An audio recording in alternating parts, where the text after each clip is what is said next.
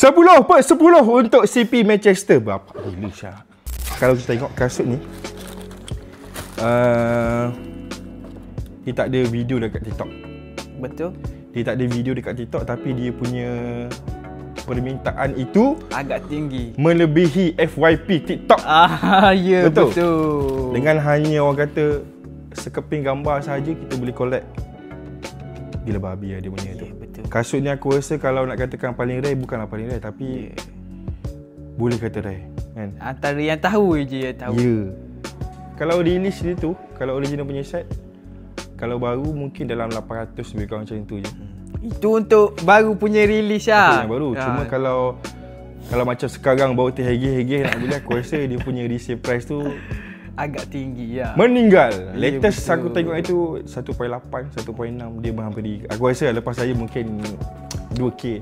Dia ada player di tersendiri. Ya. Jadi siapa yang sempat membeli hari tu untuk yang original punya set, yang baru release, aku rasa yang beli hari tu menjadikan apa, dia boleh katakan good investment untuk masa akan datang.